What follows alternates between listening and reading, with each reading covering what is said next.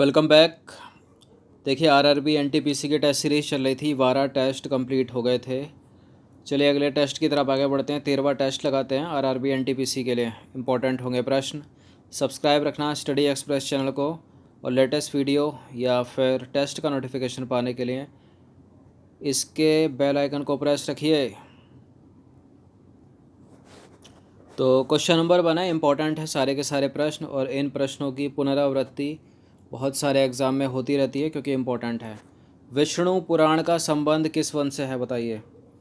विष्णु पुराण का संबंध किससे है? गुप्त वंश से, मौर्य वंश से, आंध्र सातवाहन वंश से या फिर वाकाटक वंश से। देखिए वाकाटक वंश से नहीं है, सातवाहन वंश से नहीं है, गुप्त वंश से भी नहीं है, इसका संबंध है मौर्य वंश से। तो इसका आंसर हो जाएगा ऑप्शन नंबर ए। तो विष्णु पुराण का जो संबंध है वो मौर्य वंश है। ऐतिहासिक कथाओं का सबसे अच्छा विवरण पुराणों में मिलता है और इनके रचयिता उग्रसभा व उनके पुत्र लोमहर्ष माने जाते हैं।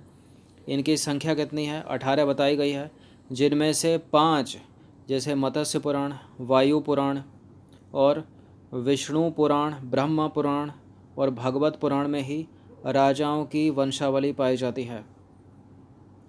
क्वेश्चन नंबर 2 है, इम्पोर्टेंट है। फाहियान किस शासक के शासनकाल में भारत आया था? फाहियान एक चीनी यात्री था जो चंद्रगुप्त द्वितीय के शासनकाल में भारत आया था। चंद्रगुप्त द्वितीय को विक्रमादित्य भी कहा जाता है। हर्षवर्धन के शासनकाल में हुएनसांग आया, याद रखिएगा। तो देखिए चीनी यात्री फाहियान चंद्रगुप्त द्वितीय के दरबार में भारत आया था। इसने अपने विवरण में मध्य प्रदेश के समाज एवं संस्कृति के बारे में वर्णन किया है।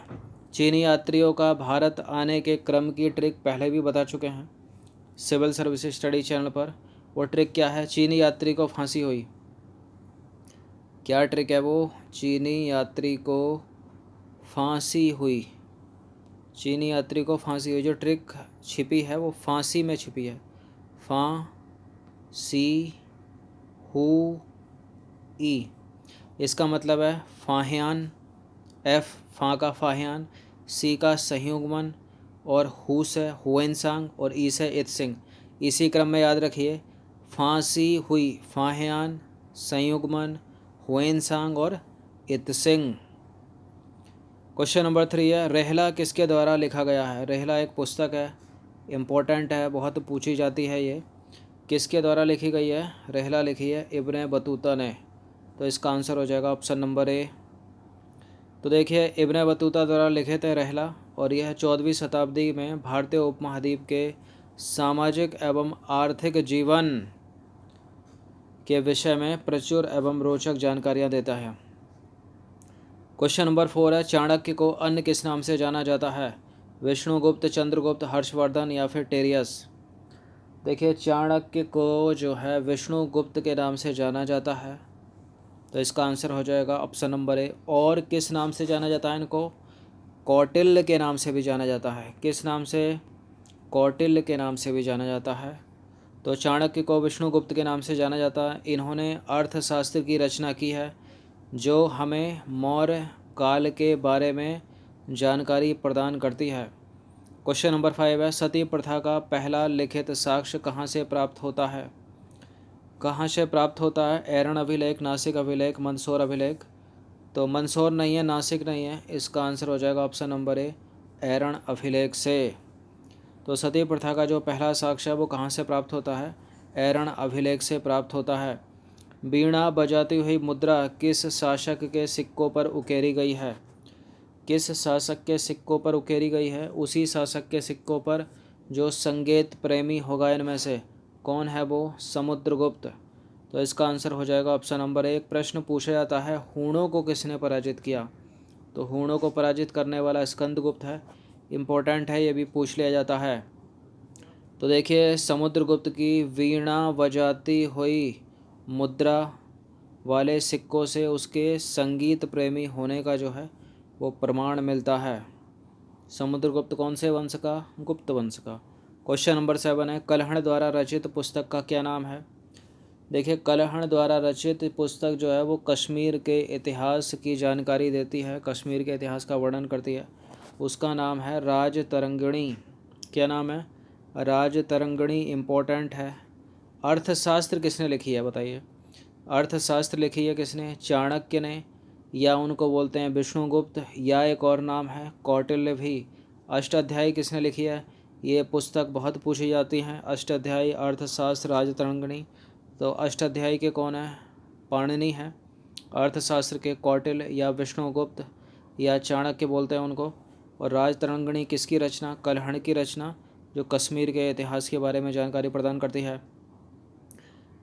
क्वेश्चन नंबर 8 है, इनमें से किस वेद में वशीकरण और जादू टोने आदि से संबंधित वर्णन मिलता है? तो देखिए 4 प्रकार के हमारे वेद है, सामवेद, अथर्ववेद, ऋग्वेद और यजुर्वेद। जो वशीकरण है, जादू टोना है, ये किस में है? अथर्ववेद में है। अगर संगीत के बारे में बात आ जाए तो वो सामवेद में है। तो देखिए बहुत सारी चीज़ों की जानकारी जो है वो अथर्ववेद से हमको मिल जाती है, जैसे गृह निर्माण हो गया, और शाप हो गया, वशीकरण हो गया, मातृभूमि महात्मा हो गया, और व्यापारिक मार्गों की खोज, रोग निवारण हो गया, और बहुत से वनस्पतियों एवं औषधियों का शाप, और क्या हो गया? समन्वय, विवाह, राजभक्ति, राजा का चुनाव, जादू टोना इत्यादि। ये सब का सब किस में है? अथर्ववेद में ही है। क्वेश्चन नंबर 9 है, गायत्री मंत्र की रचना किसके द्वारा की गई है? गायत्री मंत्र की रचना की है किसने? विश्वामित्र ने। तो इसका आंसर हो जाएगा ऑप्शन नंबर सी। तो गायत्री मंत्र की रचना जो है वो विश्वामित्र के द्वारा की गई है। इसका वर्णन ऋग्वेद में किया गया है। अच्छा, ऋग्वेद के बाद कौन सा वेद आता है? ऋग्वेद के बाद आता है उत्तर वैदिक। पहला ऋग्वैदिक हो गया और उसके बाद क्या आएगा? उत्तर वैदिक। 10वां प्रश्न है, इनमें से कौन सा वेद कन्याओं के जन्म की निंदा करता है? ऋग्वेद, सामवेद, अथर्ववेद या फिर यजुर्वेद? कौन सा वेद है जो कन्याओं के जन्म की निंदा करता है? कौन हो सकता है इसमें? देखिए अथर्ववेद है।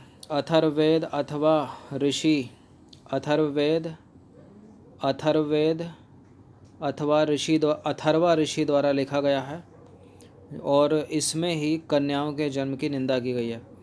तो अधिकतर देखा जाए जादू टोना, बाह्य आडंबर और कन्याओं के जन्म की निंदा, ये सब किस में है? अथर्ववेद में है। और किसने लिखा है वेद? अथर्वा ऋषि द्वारा।